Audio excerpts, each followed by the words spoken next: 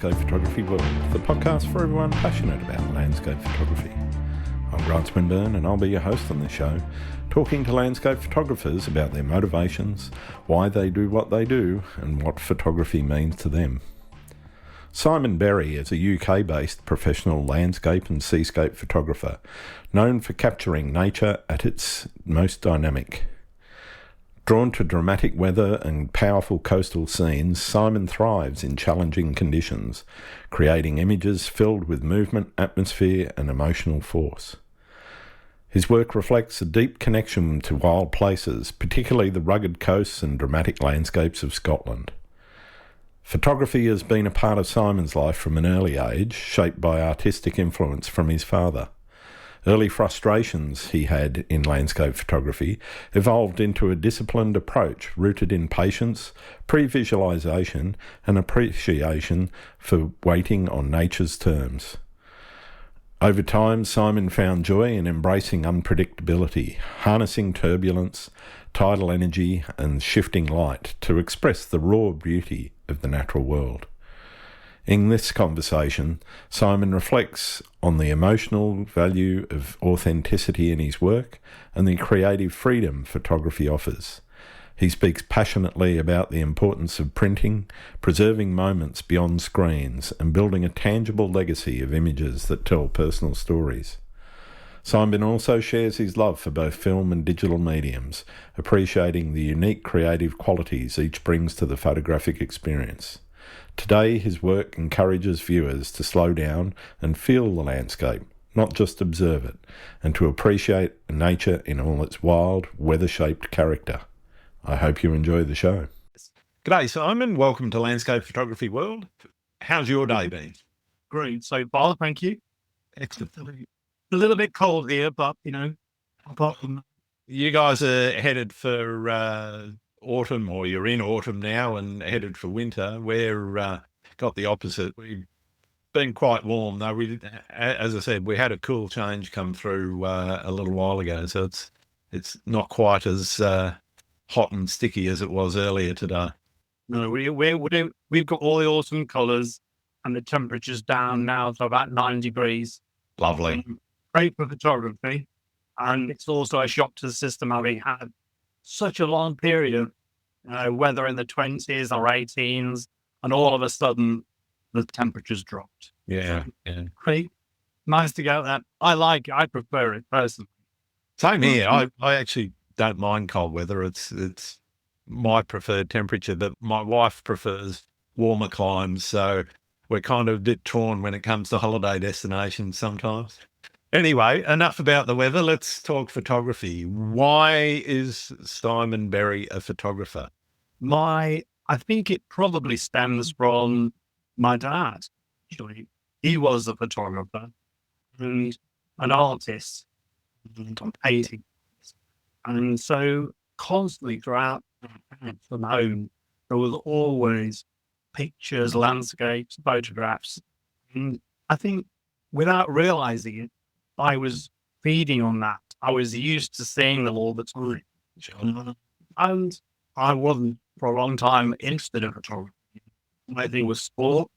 I wanted to be a golfer. I played a lot of golf. And it was always get out there, do action, do this, do the other. And I didn't really have time for it. And gradually, I decided at some point, can't remember exactly why, but I started to try and do wildlife photography.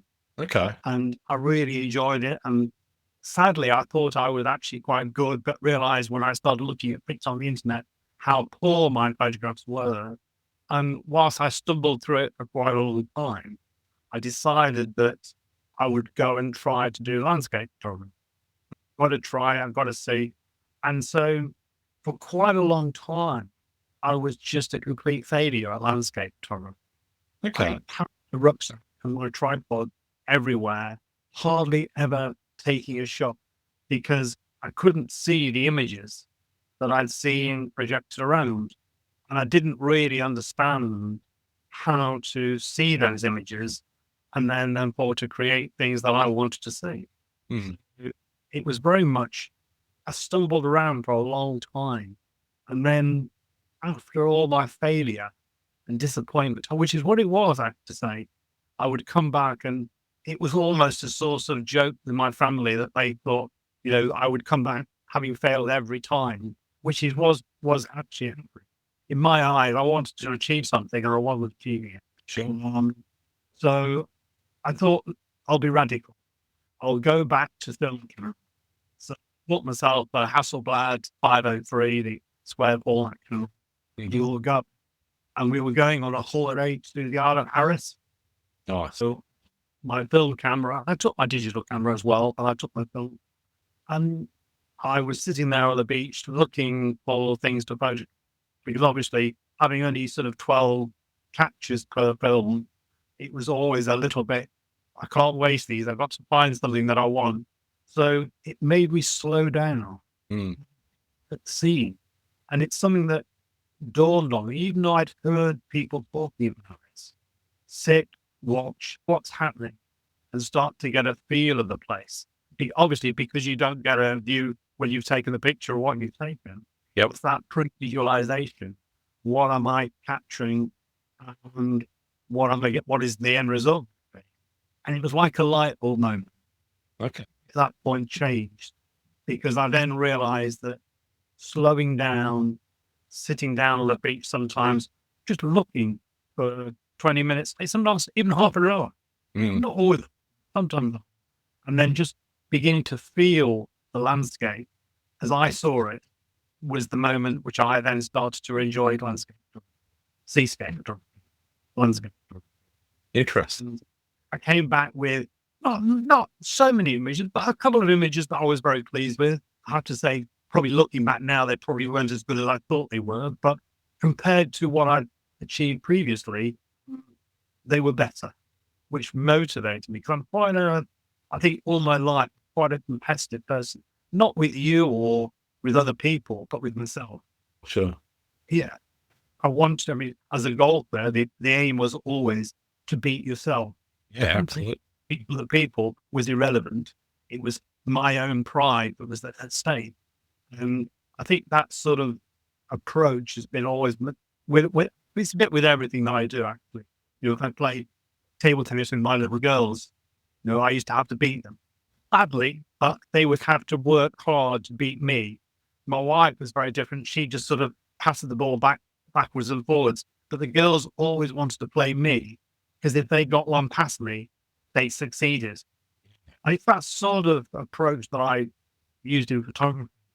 It's instinctive. It's not something I'm trying to do. It's just awareness. But I then started to look at landscape and seascape photography very, very differently, trying to think about what am I actually trying to achieve here, rather than just going out and looking at a scene and thinking it's going to appear. And it's taken. I won't say I've achieved it yet because that's not true. But that appreciation of the light, how light changes the landscape, opposed to thinking, well, if I put my camera up, it's there, it's perfect, and having to wait moments makes me enjoy the process so much more. And I always think, why would I not want to be out in a beautiful environment, enjoying what's around me? Absolutely. Yeah. It's such a pleasure. And that's really where my photography started. Interesting. You've raised a number of things that I want to dig into there. And I guess I want to start with, what was it that you think you were missing when you were, in your words, failing with your landscape photography when you first sort of started? What was it that you were looking for in your images that you weren't seeing? I think it was the fact that I was expecting to walk upon a scene and have it in front of me straight away, where all I had to do was put the camera up, click the shutter, and the image would appear to be perfect.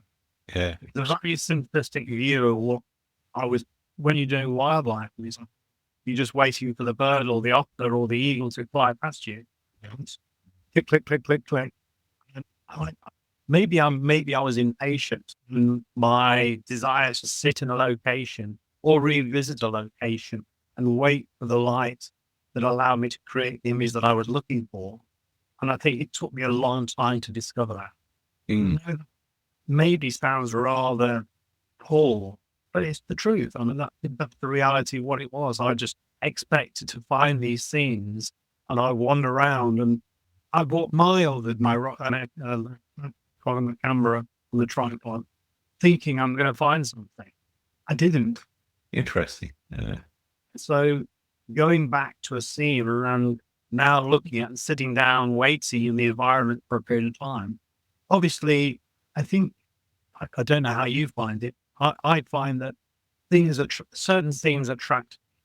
Now, what attracts me in that scene, I don't always know, but whether it's into a subconscious thing but things that sort of sit down in a location and then wait to look about what's actually happening, trying to sort of think how the bits fit together, and then try to pre-visualize what I'm trying to do with the light.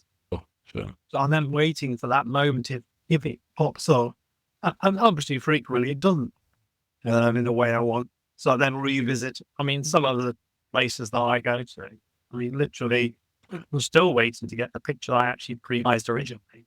Like like 5, 6, sometimes more times, hoping that I'll get a better light. Yeah. Often you get a different light to the one you had when you went first time. Yep. It produces a different image.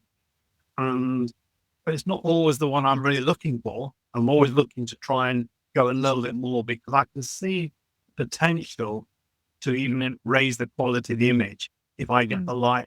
And I guess like everything else is the more you're out there, the more opportunity you have. Yeah, totally. I think you've struck on a couple of things there that I want to dig into as well, and I'll put a pin into pre-visualization because that's always something that interests me is when people are thinking about the image before they even go out. And let's get back to that. But you asked how I approach it, and it is quite similar in that the more times I go back to a location, the more things I see in that location. There are some places that I kind of know what to expect, particularly seascapes, and having done it now for as long as I have and kind of experienced all sorts of conditions and all sorts of light in different ways, I kind of have an idea what I'm going to photograph before I actually get there. But sometimes I don't even know. There are times when I'll get in the car at 4 a.m. and drive in a certain direction towards the beach. I don't know which beach I'm going to go to. I don't know which end of which beach I'm going to go to. And I don't know what set of rocks and water interplay I'm going to play with. So for me, that exploration and saying, okay, well, I know this location does these sorts of things in these sorts of tides. I don't do a lot of pre-planning. Sometimes I do, sometimes I don't. Being aware of the tides does help, but I don't also see that as a restriction for myself. I don't set out, oh, the tides are this, the weather forecast looks like this, I'm going to go. I will go regardless of what that looks like in certain circumstances because I feel like going out and making some images. And for me, that's, I guess, probably slightly different to some other people that actually spend a bit of time planning. And that sort of brings me back to that pre-visualization question that I was going to ask is, what kind of planning are you putting in when you sort of saying, okay, well, this is the type of image I see in my mind for this location. How do you then go about preparing for that and giving yourself, I guess, the best opportunity to capture that? Quite a lot, actually. I do spend quite a lot of time, I'm doing seascapes, very much I'm looking about what the weather's going to be.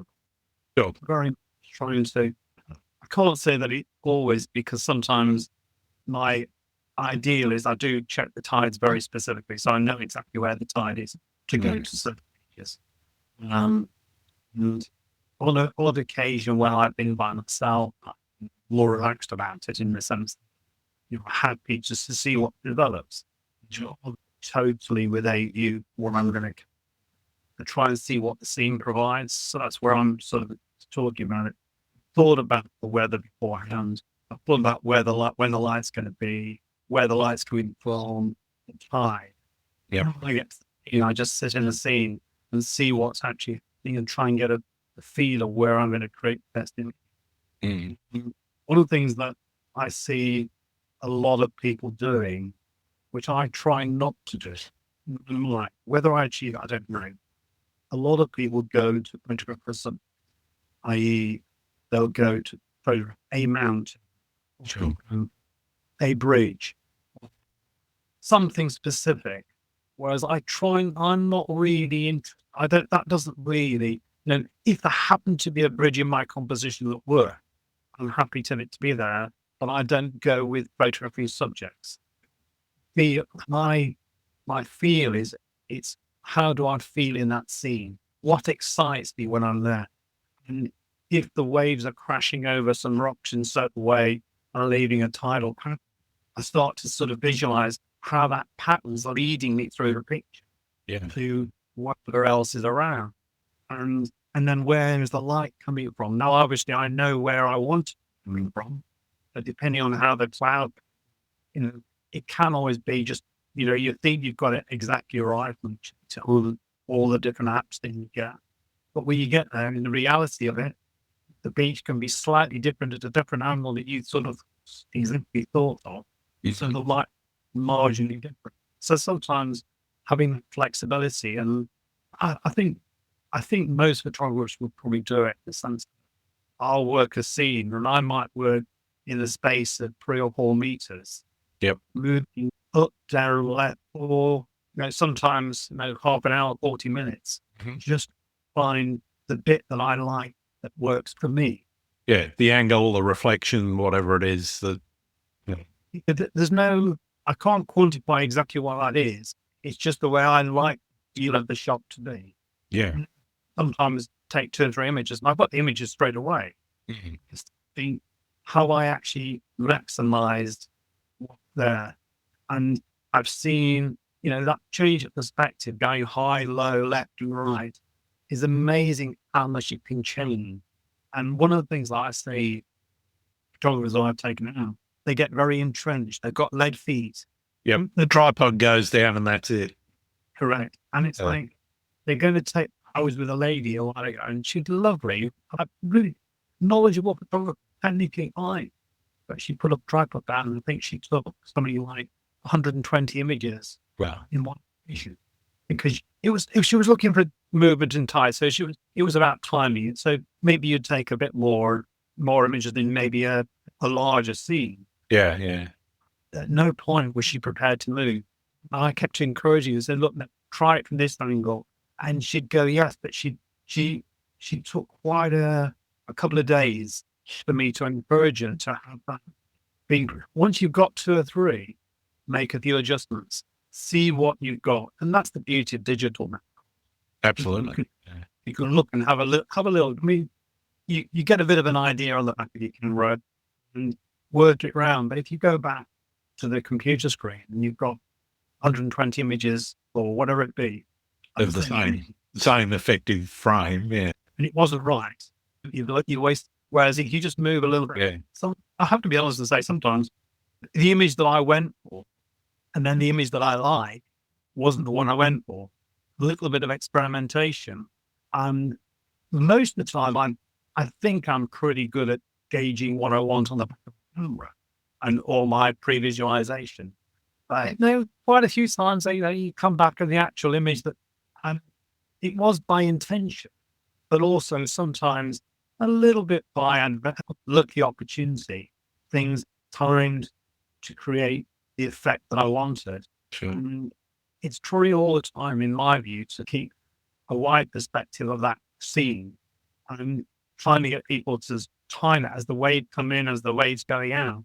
So you get some interest. It's not just all in, it's actually through the scene. It's not, you don't want someone to look at your photograph and just see the front. No. Going through the image. What is there? Why would somebody want you? Yeah. And that's really what it is. But that ability to move a little bit. I'm not saying you have to be, like dancing everywhere, but equally being prepared to move. And literally, sometimes I would say that I can only move within a 3 or 4 meter space. Sure. Find different angles. And sometimes, when you're in these situations, there are things in the way that you're aware of that you're trying to do your best to minimize their effect. Yeah. And balance. And if one bit's very dominant, it really blocks the image a little bit. And it's trying to get that balance of everything in your image so that your eye's not being drawn to one specific area. Mm-hmm. It's sort of a little bit irrelevant. Yeah. My viewer want to look through my scene. And I'm aware of that when I'm trying to take things. It's always for me. Sure. Not for anybody else, it's for me. But I want to see why am I looking, what makes me look through that picture rather than there's a beautiful scene, that's it. Yeah, totally. When you start to look at it, is why would the viewer want to look through my scene? Because you know what it's like. You get there and see your eyes are fabulous. Cameras just don't record what you see in the way you see. Yeah, they're getting good, but they're still not there in terms of dynamic range. They're still not there in terms of color. They're just better.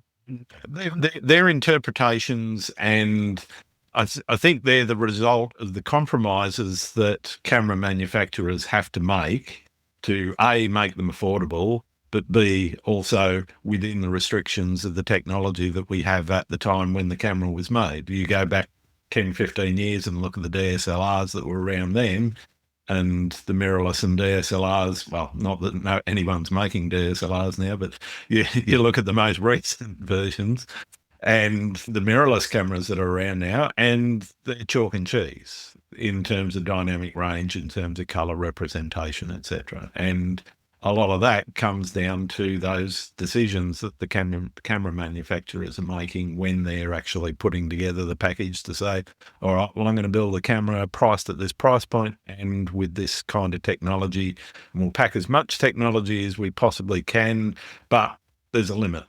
And you're dealing with those limitations. Absolutely. And I think, and I don't mind that. Oh, absolutely not. Yeah, because I don't think those limits are actual restrictions to creativity and photographic technique, because there are ways around them. You can do focus stacking, you can do exposure blending, you can do a whole range of things to deal with those limitations that are there within the technology that we've got. Do you, as a photographer, like to focus? I don't do a lot of focus stacking. I do some. Usually I find with the scenes that I'm doing, mostly going f8 out to f16 at most. I rarely go further than f16, but if doing that, focusing on the horizon, it's pretty much in focus right throughout the depth of the image. And so I haven't had too many circumstances. It's only when you've got one of those compositions where, I want to include this root system or that rock or tree or branch or whatever it is in the foreground, and well, that's just too close to focus on, so, and still get the depth of the image. And so yes, in those circumstances I will focus stack, but for me, it's actually more of a rare event because mostly I do shoot in landscape orientation as opposed to portrait. If I did more portrait orientation stuff, I'd probably do it a little bit more. I do exposure blending simply because when I go to the beach and the sun's starting to pop up and the dynamic range and the black rocks that I'm looking at facing away from the sun, that dynamic range, I don't think even with my eyes, I struggle to get the dynamic range. I can see details if I focus on them, but then I'm a bit blinded by the sun. If I focus on the sun, and then the details disappear. So I try to manage that largely with a bit of exposure blending, but that's probably the technique that I use more than anything else, though I've been doing a lot less of that recently, and there's a number of reasons behind that. But one of them is actually the ability for the editing software to deal with dynamic range. Now, I don't know if you've used Photoshop's adaptive color profile, but I found it for certain things a revelation in terms of dealing with dynamic range issues in your image. As long as you're not too far out of bounds and your highlights are blown and your shadows are, just ink, it will deal with it and give you an image that, yes, I'm not saying you push that button, everything is wonderful. It's not like that. But it does things better than it used to ever be able to deal with, and it gives you the ability to do things that you couldn't do with a single frame that you can now. Well, I personally, I make a living off by being a wedding. Sure. For me, Lightroom now, it just saves me so much time. Absolutely. Yeah. And I can use. And whilst I hope that most of my images are pretty close to being what I want them to be as the camera, those tools now speed my editing process up now so much. I can literally whiz through and create all sorts of different effects so easily. And I think regarding landscape, I generally won't focus. I have done it so that I know how Oh, sure. to blend the images in that way. All my images are the image.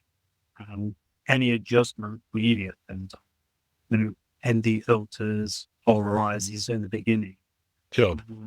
And then when I look at the image later, I was trying to see where and how my visualization of what I was trying to achieve is translated into something that allows the viewer, as I've said before, to go through my image and create that interest, which isn't always, it's not always possible to do in one frame without a little bit of adjustment of dodging, if you like, dodging and burning as it create that. So you're taking the viewer to where you want them to be.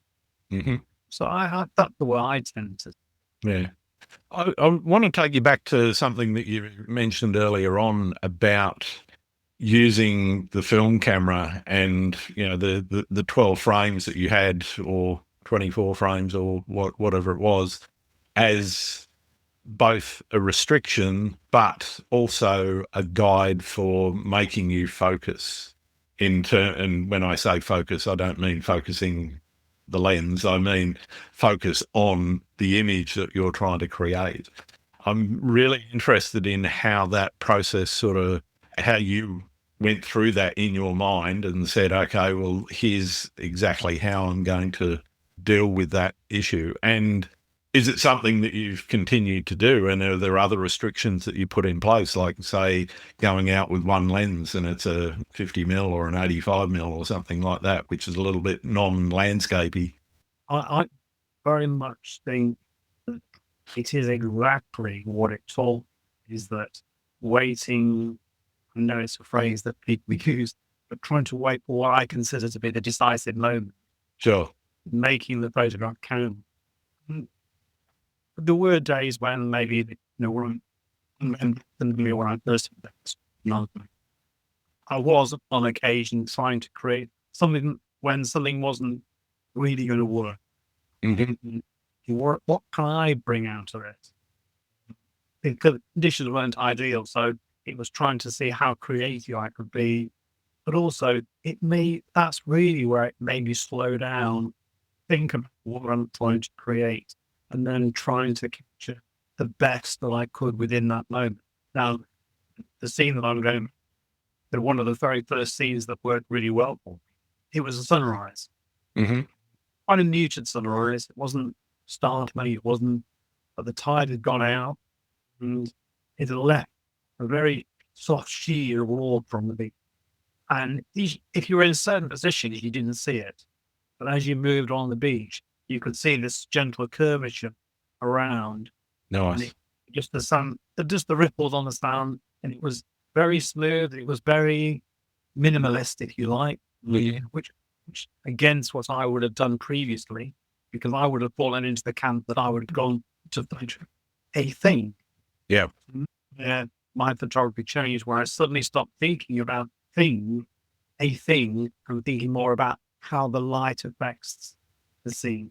Yeah. Like just shape in the sand, going to the sunrise, sorry, took the picture, and obviously I had to wait then for it until I got home and it developed and whatever to see it. But when it came back to me, although from Criminal's view, I did have a slight idea because whilst I did take it on my film, I did also take it with my digital. Sure. Did have a slight heads up of where I was going to be. It was more the anticipation whether I'd managed to get the exposure correct. With the film camera, and it worked out well. It was, and even I showed people now the image, and not everybody likes it. I think some people probably don't like it. But for me, it has an importance because it was the point of where I felt my photography came. Now, nobody else can relate to that, but I actually saw something in that photograph that made me think, oh, I can do this. Nice. And that's what film gave me. Film gave me that desire to slow down, try to make the image count rather than just keep spraying images and using film or whatever, and then going with too many images. And on a given photography day, I go have a full day photography. I very rarely would take more than probably 40 images. Okay. That's interesting. I can't say that's an exact, but in my mind, that's what I will tend to do. And I come back, I don't have 150 images if I've been out for an entire day. 40, because I'm trying to maximize that. And that one of the things that I'll say this because this was really important to me when I was bathing and going out regularly, which I still do regularly now, but fails at a greater rate at that early stage. Yeah. I never clicked the shutter because I couldn't find the scene. Right. Because I do know once I've got into a scene, even if I've not got it right exactly, is I do tell myself to click the shutter. And then, because once I've started, I'll get into that process of going high, low, left, and then waiting for the light. And because I'm trying to experiment what I think is going to work. And when I see the light changing, am I in exactly the place I want to be to create the image? And I'm sure you may have been in a situation where you may have got to a scene and it's happening when you arrive. Oh, definitely. You fumble around and you try and take the best picture. And I hate that moment. So I'm always there much far too early. And I have to sit around waiting because it's either, so dark that I just have to sit there in the dark waiting by myself like a lost soul. Mm-hmm. But I'm always there so that I've got lots of time to relax at the moment. And you don't always succeed even there to capture what you look for. But I try and give up the best possible chance to be relaxed and then not make a silly error.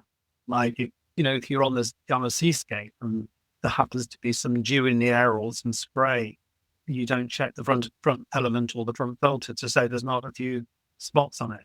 And then it sounds silly when you talk about it now, but it's those things that you become so engrossed in the scene that you sometimes, I'm enjoying. I mean, I was on the Isle of Skies, before I film, and I got a scene which was, it was very stormy and it was really exciting. The waves were crashing in, and it's the first time I've ever been to this beach, and literally, they're crashing around me. And I did get a few frames without the raindrops, but the spray and what was going on managed to get. And so quite a lot of the images I had to throw away because I've got raindrops all over them. But I was so engrossed in enjoying the moment that I didn't see that. Yeah. And sort of be a little bit more clinical that I'll constantly reach out, have I make sure, because if the image pops up, I don't want to fail because of my inability just to check simple things. So slowing down has helped me with that process, that I won't make as many mistakes. Whether I get the image, well, often not, but I like to keep trying. But having that time allows the process to be a little bit more, for me, relaxed and enjoyable. Sure. When you're out one of the things that I absolutely love. Sometimes you can be on a beach by yourself, or you can be on a hillside and you're the only one, and something happens that no one else that morning saw. Yeah. And I was on this beach last year, although on this occasion I wasn't by myself. It was 300 people, but we were just sitting photographing some rocks as the waves were coming in, and a family of otters just swam by, Yeah. 20 meters in front of us. And we just put our cameras down and just watched this family swimming along. Fantastic. Yeah. Honestly, within the space of maybe half an hour, the rain was always going to come later in the morning. This was probably 9:30, 10 o'clock in the morning. The family of otters came by. I can't remember the exact time, but let's say it was around about 10 o'clock. And about 10:30, about 40 meters, maybe a little bit more, 40, maybe 100 meters out, a seagull came and just flew straight by. And we were all doing landscape photography. We've got landscape lenses. So, we didn't try to photograph the bird. Yeah. But witness it. It's amazing. Absolutely. Yeah. I mean, I know they were around, but I only ever see them like little pins in the air flying around. We were just there sitting, waiting for the moments to capture what we were looking for. And all of us had the pleasure of enjoying both those moments. And it made the morning. Yeah. Well, I think those moments are absolutely fabulous. So many a time I've been there with the landscape lens on, the ultra wide 16 to 35 or whatever, and a pod of dolphins or a white-breasted sea eagle or a cormorant comes down and dives into the water right in front of me, and no way I can capture it and do the scene justice with the camera. And so, yeah, you do just sit back and enjoy it and just go, wow, that was amazing. It does make the morning. Yeah. And I think that's the thing that, we don't always see when you're out there. You're enjoying the environment. You're enjoying what's going on. But things, I enjoy being out there anyway. But then these things happen. It's just, you can't wait thinking, how privileged am I to actually see that? Definitely. I don't even witness it. It wasn't by design. They were just by chance. That's really part of the thing. What am I going to experience? And I think part of my enthusiasm for seascape and landscape, yes, I do try and plan. I do try because I want to try and create images up my own. And I look for the light, and I look for the weather, and I look for the tides, if that's relevant, wind or anything else like windless. So I try and look at the water. Mm-hmm. But then my enthusiasm to go out it's about the enthusiasm to go out into the landscape and see what it's going to give me that day. Yeah, definitely. I genuinely love it to bits. And you just think, how lucky are we that we're here? And not everybody would get those opportunities, but I'm lucky enough to go out into these environments and experience it. And you come back so much the better for it. I always become a normal human being. Absolutely. You mentioned the desire to photograph for yourself, and I think a lot of the landscape photographers have that ethos behind them. I'm interested, though, in what you hope people looking at your images would feel or take away from seeing them. One of the things in my mind, what I want to do is create a scene which reflected the reality of what was happening. Mm-hmm. The drama and the energy that sometimes, I am quite passionate about seascapes. I love seascapes. Whilst it's not always the drama that if you go out on a day and it happens to be still and the waves are very on, and what else, what patterns, what shapes can I then create? Sorry, not that I can create, that I can visualize to create an image. I get what you mean. So I try and maximize what is there on the day. But I think it's really that I want the person almost, as much as I'm able to through a photograph, let that person experience the excitement that I had when I was there. Nice. Yeah. I can create that feel, that energy by being in the scene. I'm sort of thinking if someone came and stood next to me, they would have felt how I felt on that morning. So it's really trying to sort of, I suppose that's my ultimate goal now, whether I fail at that, or but that's how I see it. Mm. But it's very much, I photograph for myself, and I'm not trying to photograph because I think, I heard something which I was very saddened by, really. A photographer friend that I know was talking about landscape photography and what he sells. And he said some of his favorite pictures don't sell. Oh, He said, absolutely. Yeah. the chocolate picture with the pretty blue sky and the scene. And he said, they're the ones that people buy. And he said, some of my images that I think are really good don't sell as well.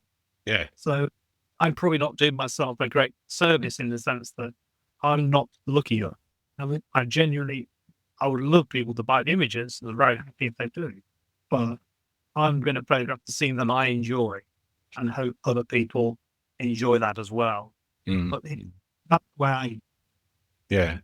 I'm definitely with both of you on that. There's images that I absolutely adore, and they're not what somebody looking at my overall body of work would say would be typical images of mine, because for me, they're ones that stand out because they are a little bit unusual and they're not the standard thing that I normally do, whether it's an abstract or whatever. But they're the ones that I know don't necessarily get commercial attention or social media attention.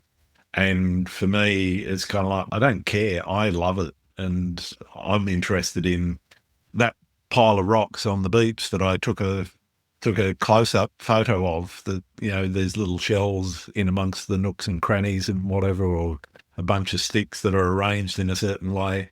I don't care if nobody else likes them, because that photo is definitely one that I've specifically chosen out of everything that I've done to say, yeah, it's something that I really love. It might not have the dynamism or the excitement of some of the seascape images that I do, or a waterfall that I've got.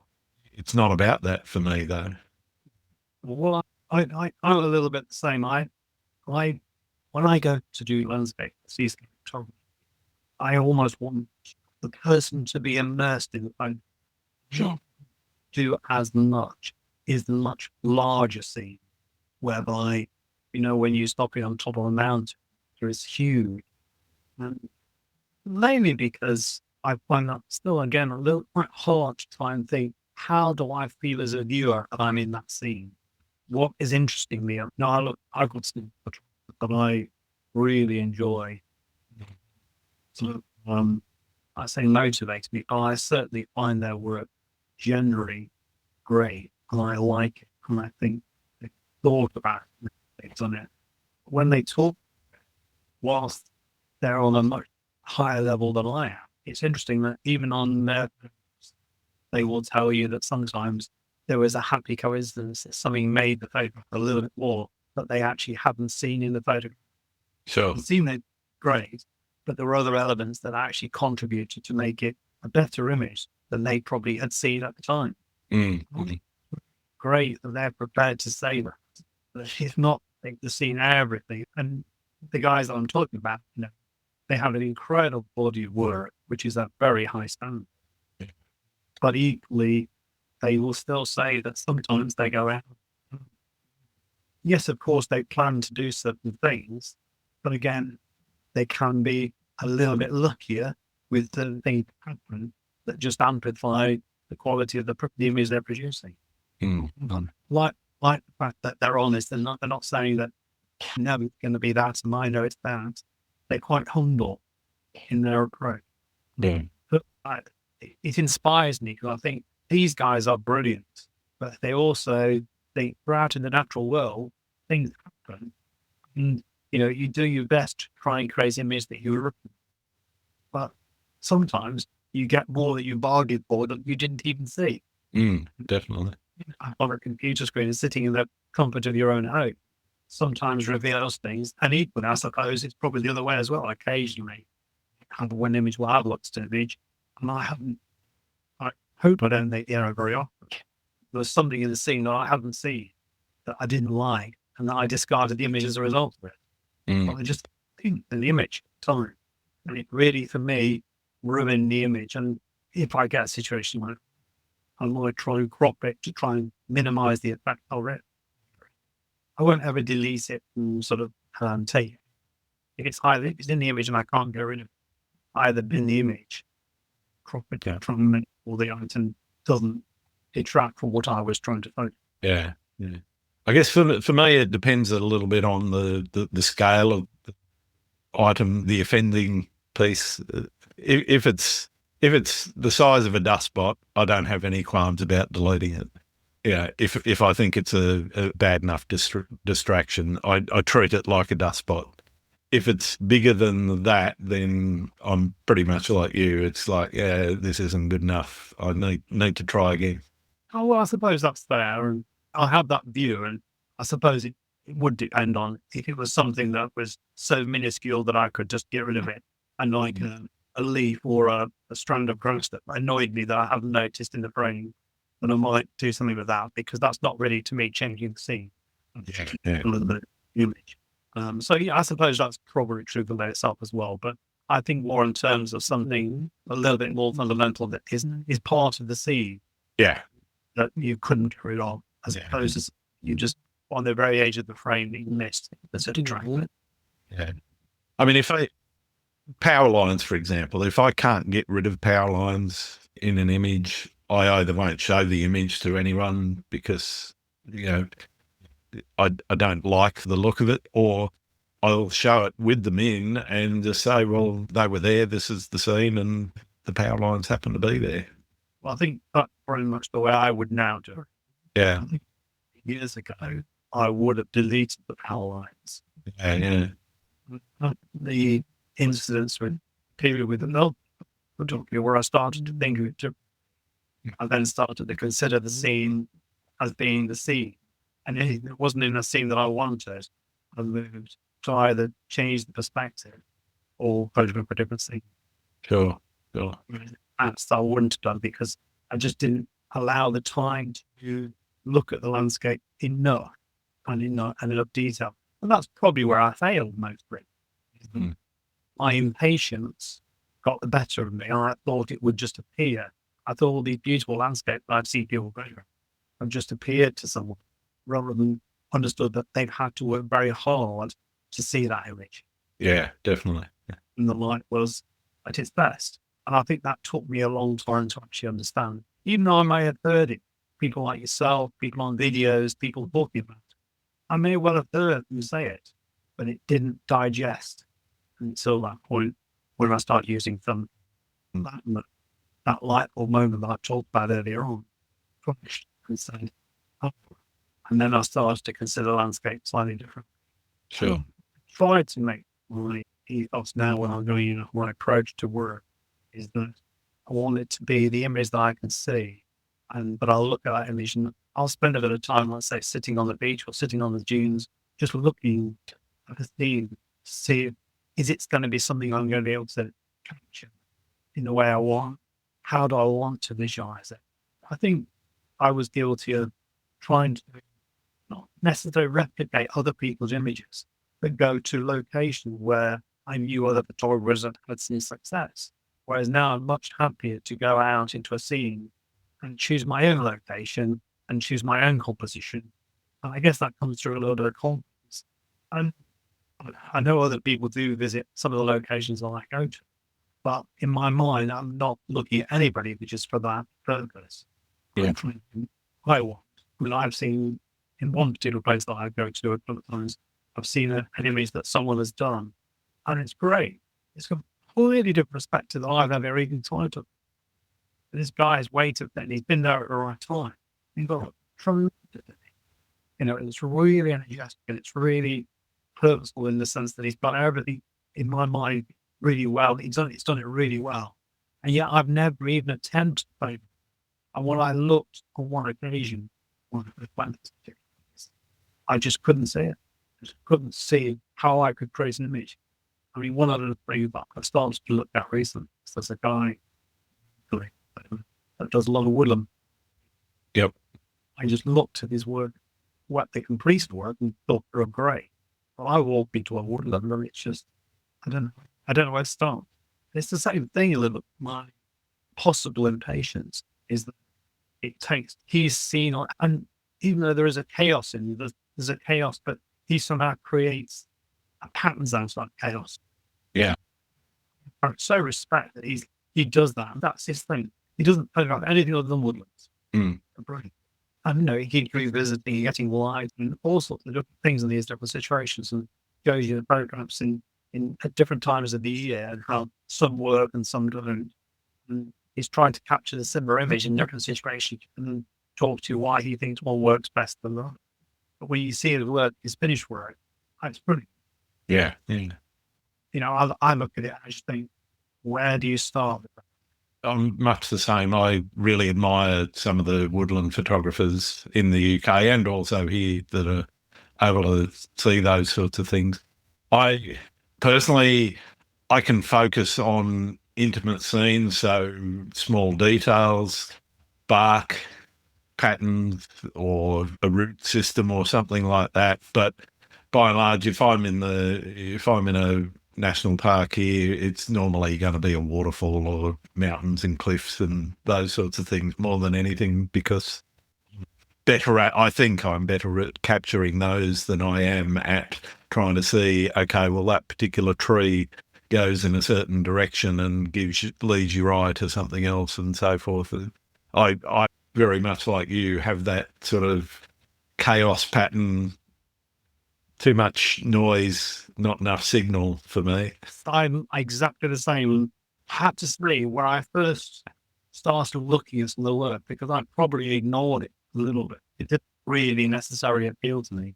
And then this guy that I see his work, and now I do look at it. I know look for his images. And then, honestly, they're fabulous. And he does it with another guy who I also respect a lot. When you see their work together, they can, in some respects, be quite different.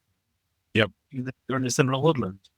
But their ability to sort of take that and create an image that actually works, that is actually enjoyable to look at. And it's not just an instant thing. You start to see things. Oh, yeah. I got to say, I'm always impressed. Yeah. Is one of my guys, one of the guys that I really follow. I like it work. There's something about what he does. And obviously, he is out of where he can get good opportunities to create lovely light, and he's out there a lot looking. But what I read about he said he was in a scene, and he said he waited there. He's been sitting there for about 3 hours. Yep. Until he find the people talking for. And that's the thing that in the past I would have struggled with. I will now happily, if I go out, I'm happy to wait for a lot longer. If I looked at the book and something, it could give me what I'm looking for, whether it's exactly what I'm looking for or something similar. Yeah. I'm happy to sort of go out. And I think that's part of where I probably come with fewer images. I've gone to a location and I might spend a long time in one location, 5 or 10 images. I mean, one of the images I always remember, I think this guy had gone to, could be wrong, right, with Thailand. I think Okay. he was doing it, he was spoken from the scene, and he actually said he'd waited there, I think, for, I can't remember, but let's say it's 4 or 5 hours. It was a lengthy period of time, and he got this image which was stunning. And he said he had 15 seconds of light. Wow. When he got the 15 seconds of light, he got the image that he wanted, or as best he could create the situation. Sure. And I heard all of these things, and that would have at one point gone straight over my head. Yeah. I can do that, but waiting for that period of time, maybe it was slightly different. He got a process and a plan to work. Maybe it was slightly different, but equally, that patience to wait for that time took me a long time to begin to get. I mean, I won't say I'm there yet. Certainly now I'm much more patient in the scene. And I do like to, once I've decided, I do like to click a shutter, even if it's not right, because mentally, I then start the process. Yep. Whereas if I wait and I wait and I wait and I wait for that perfect moment, It never comes. Yeah. Whereas occasionally still come back with an image that probably wasn't the image you went, but actually can still be an image which is a reasonable image. The way I like to approach it. Sure. Where do you like to go to get inspired? My favorite place, I'm going to be very broad and I'm going to be very precise. I absolutely love Scotland. Scotland, for me, has given me most of the images that I enjoy. There are many places I enjoy visiting, but Scotland particularly, more specifically, the Outer Hebrides. And I think the Outer Hebrides, particularly the Isle of Harris, has, for me, given me so much. And I don't know, have you ever been to the Outer Hebrides? I've not. So I have been to Scotland, but never hit the islands, and I'd absolutely love to. It's a very interesting, almost moon-like landscape when you arrive. It's very rocky and not so many trees, quite undulating. And you drive down to where you land, depending where you land on the island. You can land in Harris from the ferry, and you drive down and you're this vast thing. You arrive as you're coming down the hill and it's Luskenshire and Celebos. Yeah. The water looks as though it's been photoshopped. Different colour than you would normally experience. It can be a very, very blue. Yeah. Sometimes looks slightly false. And that was my first experience. We came down and it had only just finished raining. It rained across on the ferry. We came down and the sun was just popping out. And this water you looked at it and you thought, oh my word, this is amazing. That was looking at a very large sea. And then you go down as you come into Harris, you sort of go on to it's probably 6-7 miles, fascinating coastline from flat beach to dunes to rocks, to sharp shelving beaches to big waves, part of the beaches. There are so many, I can't tell you how many opportunities there are in this sort of 7-mile stretch.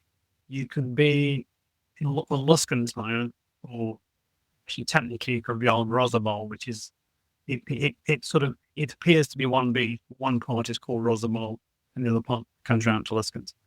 And you can literally be on this beach and looking to the far end of Harris in this sort of direction you go. There's a large hill. I'd call it Toehead. There is a Gaelic name, which I don't wish to pronounce. So the weather, you can see it coming down in rain, pouring down, and you think, oh my word, we'll do what we can here because that's coming our way. Yeah. And in 20 minutes, and literally it stays there. You can be bathed in sunshine or you can bathe in that stormy light, and somehow it goes past you. Yeah. And this is one of the things that's fascinating around Harris. You can be in different pockets in that 7-mile space. You can have absolutely violent conditions and storm, and the person on the other end can be in sunshine. Yeah. I think islands probably are more like the wind often exposes them to squalls that blow through quite quickly. Yeah. It blows through, and then but that's one of the things that really attracts me, is that either the storm's approaching or it's just gone through and you've got beautiful that sort of storm, or it's all just the different things that it produces. And because it's quite a windy island, even though when I first started going there, you could sometimes on the beach that I referred to, Rosamond, you could literally walk on the beach for a couple of hours and maybe see one person. Nice. And you think, why is not everybody here? Whilst it has got more, and you do see more photograph groups now occasionally, Yeah. there are still so many different places to go to. And they all offer something very slightly different. There's the paths, some of the rocks have some incredible paths. So you can get the dunes, and because it's windy, some of the patterns in the dunes are stunning. So you get light, you get the beautiful coloured water, and I like to go often in sort of the January through to April period, when the tops of the mountains are often covered with a little bit of snow on the top. Yep. So there's little bits of snippets here and there, and I've been a couple of times recently where we've actually got snow on the beaches, which is nice, more rare. But That's also interesting in itself. But in such a small area, which is what I like about it. There are lots of places to go, even the lights. So you can be gauging the weather and the tide, and then think, well, actually, maybe we could go to the beach a couple of miles away because that's going to give me exactly where I want. All in a very short space of time, within half an hour, you can cover the length of the beaches. But obviously, there's a lot. I mean, on the beaches themselves, I mean, you could go onto Luscombe Tower and Osmond and literally spend the entire. Yeah, fantastic. And then there's other beaches that you can climb down to, and there's one or two where if the weather's very bad, you probably have to be a little bit careful. They're probably quite dangerous. Mm-hmm. When you see some of the water when the waves blow in, it can be pretty stormy. So that, to me, that's what behind what it is. It has so much drama and energy. And when you're part of it, you're out there photographing, the wind's blowing you. And I mean, the hardest thing, and I have been there a couple of times where the wind was so strong that you couldn't photograph because you couldn't put it on track. You were feeling so much. But you had to, if you did anything, you sort of had to find a shelter behind a rock where you got some protection and maybe not choose the composition that you would have chosen that might come out without it being wobbling all over the place. For me, is one of the most amazing areas into Glencoe. I have. On wood. It was sideways rain and you couldn't see much, so I don't have any worthwhile photos of that. Nearly a time I've done exactly the same thing, and I've been huddled under my brolly, and I've had my waterproofs on, and I've sat there and waited for a lot length of time, freezing. You know, when you in the middle of winter, when it's 2 degrees or 1 degree or minus something. Yeah, well, I've got to say there is something that is so enjoyable. I mean, obviously Glencoe is such a well photographed area. Yeah, there's a place where you can go and not see it at all. Yeah, absolutely. Like lots of places. I don't know if there's quite a common one where there's in the book of Hetty Lord, the waterfall that's photographed almost universally everybody, and it's very picturesque. And so often you would probably struggle to be alone there. A lot of places you can go, but that's part of the fun for me. Yeah, definitely. If it's been water, there's streams that didn't. Well, last time I went, there wasn't a stream there, and the rocks they've got a very interesting coloured. Yeah, but they've got this sort of brown as well. When you sometimes look back at it looks slightly false. Colour rock. You know, I mean, I've seen. Well, obviously, it's a nice little valley that you drive through. Through there are so many locations in a relatively short space, from different conditions. So it's great from that perspective that in a relatively short area, there's an awful lot to photograph. Probably on that day, nobody else has photographed. You don't have to go to the honeypot spot where there's 7 tripods there and you've got to sort of make your way in. And if it was me and there were 7 tripods there, I'd be walking in the other direction. A little bit. I one shoot, which is a very odd shoot, and I didn't produce a photograph of any known. Have you ever heard of Banbridge? Yes, I've never shot it, but I know kind of where it is.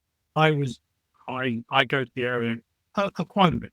Well, I happened to be there on this day, minding my business. I put my camera with the dog. She was walking on the beach, and I was just hoping to get a little bit of light that I was expecting. And these guys came up and said, "Oh, do you mind?" I said, "No, on my beach, you can do what you want. It's not a problem." Literally, camera tripod almost touching my camera on my right, another one on my left. By the time I finished, I got 4 photographers with tripods all around me. I'm thinking, personally, I would never do that. I'm the same. I could never do that.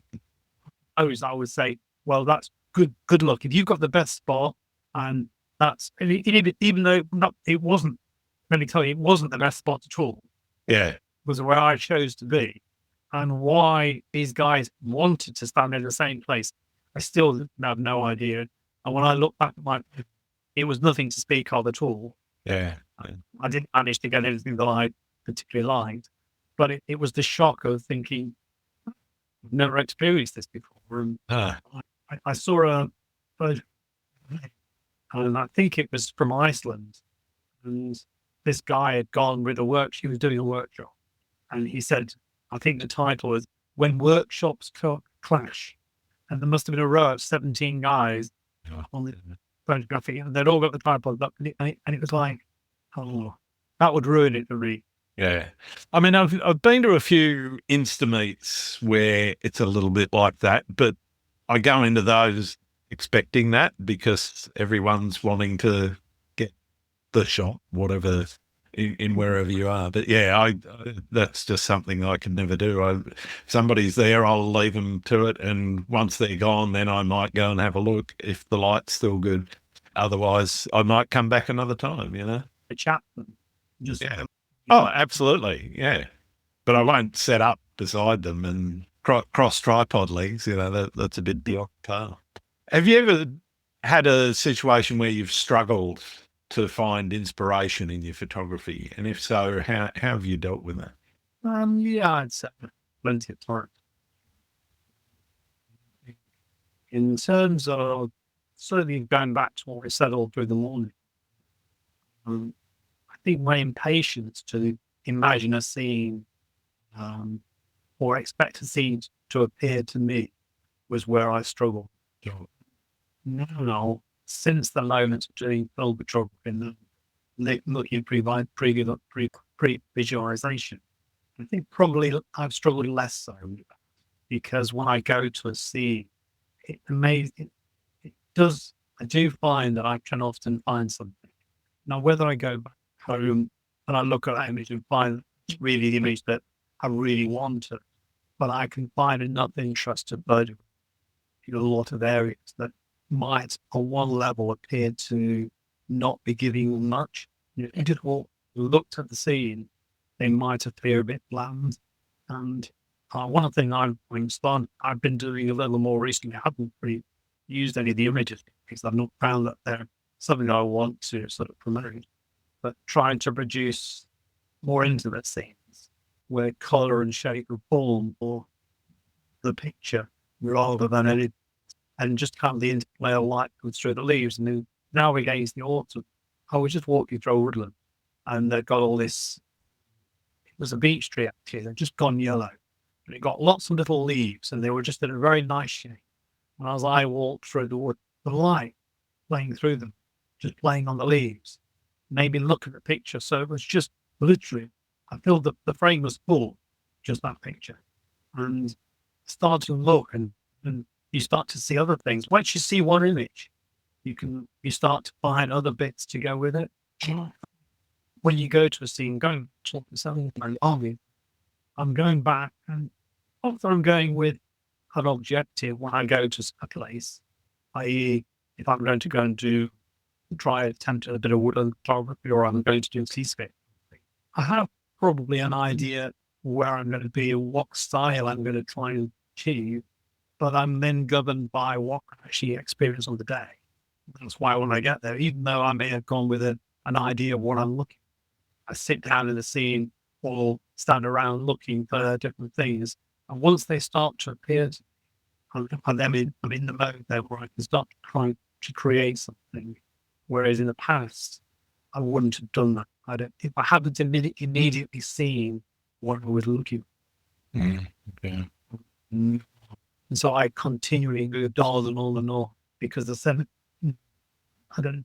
very rarely do you walk along with what happens to be. I've been driving down the motorway when I've seen the mountains and the hills lights up in a way, and I'm thinking, I need to be there. Yeah. But it doesn't always happen in a scene where you're waiting for it. No. So, but being able to explore the bit of landscape that you've got and produce something, I enjoy that. And I always would. But I still enjoy the process of trying to see what I can create. Rather than thinking it's just got to be this. Yep. And then think, what's can I get? That's the scene. And it may be more intimate. it might not be actually where I went to photograph. If that attracts my attention while I'm there, I move to that and that. I just did the idea that I went to photograph that, but I ended up photographing that. Yeah. Appeals to me. And I think that's the flexibility that I've got now, is that I'm not so focused that I have to go and photograph. If I get there and I'm diverted, I'm happily diverted. I'm not precious about not photographing this. I'm photographing how the light affects the situation, or how I think it affects the situation, Sure. and how the pleasure it gives me to try and think I can create something from it. I'm not sure if that's too fluffy. No, That's definitely not. Yeah. What's the best and or worst piece of advice anyone's given you? Oh, that's interesting. The worst piece of advice. I think one of the worst pieces of advice when I first started, one of the first things that I heard was stick to the rules.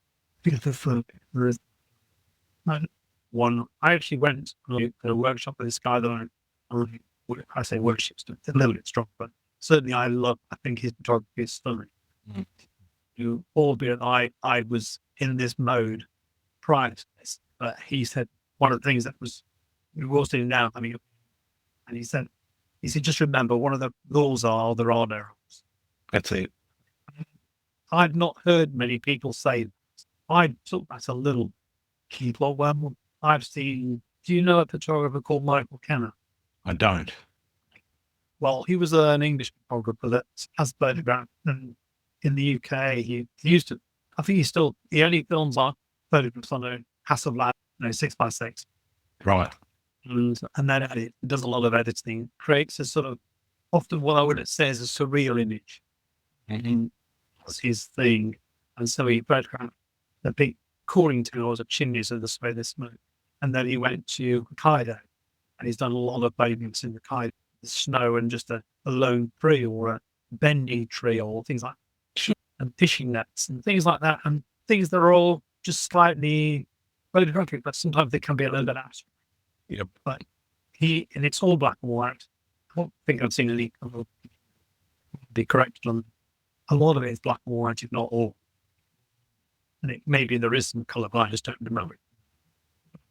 Again, it was going back because I was looking at photography when this happened, where I was going to the film, thinking, and I must have been Googling something regarding the Hasselblad film camera, and of course it connected to this, and I suddenly found, and his work is stunning, how he's fabulous. It might not appeal to everyone, but I liked it. I like the fact that he was thinking about, and I suppose that's probably, without me realizing, that's where I started to realize that he was trying to pre-visualize what he was going to get. Sure. Doing long exposure with a blunder, rather than taking a 100th of a second or 6th of a second image in 2 or 3 minutes or whatever, and then creating the effect of all the. I think he was different, and he's still photographing now, but his work was quite an inspiration in terms of what are you trying to create, not this. And I think it's where things came to me. I think the worst piece of advice, as I said, was probably stick to the rules. Class was the honor. Absolutely. I think that's great advice, saying there are no rules, because there aren't.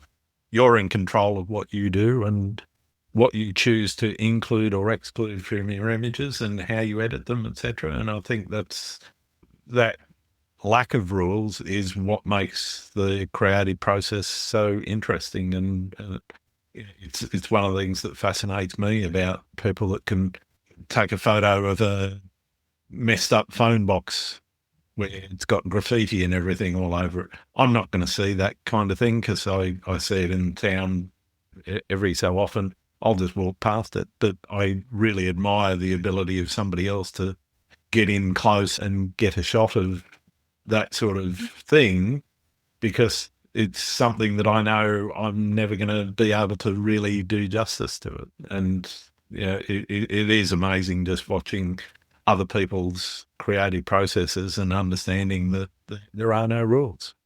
Where do you see photography's place in society? Oh, that's a deep question. What on second thoughts? Right. because I like that photography records things as they are, so it gives place and time and as it was. I like the fact that photography can be used as a process of expression, so that people prove their creativity. So if you're creative, you can create something which isn't necessarily an image you can see, but it's an effect.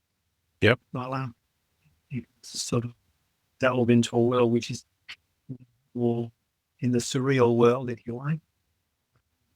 And now, as a wedding, bride and groom, one of the things that I love, because they want to capture their days, they want to remember how worse their days are. But also, one of the things that I think try to tell people all the time, try to tell my daughter's really good at just grab your images on the screen, print. Absolutely. Because you will value that. At some point, you will value it. I said, if you scroll through a screen, you don't, but you will value the print. Because he was the bill, that takes the film, and we have catalogues of family photos. And people, with some people, but certainly that thing can't remember. And if we didn't have those prints, there would be nothing. And those people that have those memories are gone, the moment's gone. Whereas we keep present. I think that's one of the things I like. There are lots of different. I mean, there are so many now. I've come across so many different styles. I forget the name. There's a name where I never know. This guy who goes around a tree and walks around the entire tree and photos the tree and then puts images together. Or it goes around the subject and then puts it together and creates a slightly fuzzy image. And then you get ICM photography, and then you get this photography. There seems, I don't know what it's like where you are, but there seems to be quite a lot of people wanting to get back into filming. Definitely, yeah. I think it's just an exciting medium where people can do so many different things. It can appeal to so many different places. So I think it's really important. A lot of people said to me when phones came in, was that going to kill my wedding? I always think, well, not really. No. But I also, as much as the image on a phone can look quite impressive straight out of the back, because it has all the different things that it does to your image. Sometimes we have to sort of do that through editing on a camera. But there is the difference between a picture taken with a camera and something that is taken by phone. It's just worlds apart. I think they have the place. Oh, definitely. Yeah. But I think one of the things that I find very strange as a wedding is that people are constantly taking pictures of the picture. They struggle with the fact they have they're not in control. They take 10 pictures of themselves on their iPhone. They can be very self-conscious. Yet when they're taking 10 images that they then edit, and they all these little software programs. I think probably one of the things that I find disturbing, and the little bit sad. I love people. I think everybody's photogen. I think everybody's in. Don't be wrong. Some are more interesting than others. When I hear that people edit the photographs, they show you the photo, but I wouldn't know it's that person. I always think, oh really? Why would you do it? Why you great as you are? Why do you need that? And I've been to weddings where people have asked me to look orange, essentially. Okay. I would, I do, oh, really? And they show me some photographs that they take, and that you wouldn't recognize. Yeah. And these were young, good-looking guys and girls, and they said to me that so many people in the group, quite a lot of girls that had worked on. They said quite a lot of the guys that had worked. Why would you think you need? And I think that's one thing that the world and all the social media, I think that's one of the negative things that I think is why people think they have to be something they're not. You be confident in who you are. Absolutely. I like that people are just genuinely, they are themselves, and you don't have to sort of agree or disagree with everything. Just allow people to be the way they are. It's great. And that's one of the things that in photography, I think a little bit the same thing is that I'm happy to photograph the way I want to photograph. Yeah. I think, I'm not trying to specifically do it to appeal. I'm very happy if they like it. If someone says thank you, I'm pleased they like it. But I'm not actually, in my mind, I'm not doing. Yeah. Well, we're going to have to wrap up shortly. I've only got a couple more questions for you. Are there any photographers out there that you think I need to be talking to on the podcast? There's a guy, the guy's name, have you come across a guy called Martin McCall? Can't say I have yet. Nice photographer. And there's another guy who locally in Derbyshire, he's in Smith. I haven't seen his stuff. I might have, but I mean, there's a few Tim Smiths out there. A lot of woodland photography in that sort of style. Yeah. Nice. And then there's another guy, you may well have spoken to a guy called Andy Gray. Not yet, no. He is on my list, though. Both photographers, but a really nice photographer. And they're definitely well worth. Awesome. Thank you. I've only got one more question, and for many, it's the most important question I ask. Do you like pineapple on pizza? Well, I don't have it on pizza, actually. Okay. But if someone gave it to me, I'd be happy to eat it. Bit like me. I don't order it, but if it's there, it's not getting picked off. And that's in Italy, but everywhere else I wouldn't mind. All right. Well, thank you so much, Simon. It has been absolutely wonderful getting to know you a lot better. Where can people find your work? My website is Simon Berry. Too easy. An Instagram page, which is Simon Berry Photography. There's a couple of places where people can start. I mean, I think I'm on Facebook as well. So there are a few places. Once you click in the name, you can usually find me quite easily. All right. Brilliant. I'll make sure there's links in the show notes below. Thanks again, Simon. Thank you. Thanks very much indeed for taking the time to speak to me. Have you ever had a situation which has made you change the way you photograph? Leave a comment below. I'm really interested to hear what you've got to say. Thanks again for listening to Landscape Photography World. I hope you enjoyed the show, and keep listening because I'll be joined by some great guests in upcoming episodes. You can find my work and this podcast at grantswinburnphotography.com, along with prints and photography gear. I'm also on Vero, Photo, YouTube, Instagram, Facebook, and Blue Sky. Don't forget to like, comment, and subscribe because it really helps the podcast to be seen and heard. I'm Grant Swinburne. Hope to see you out shooting soon.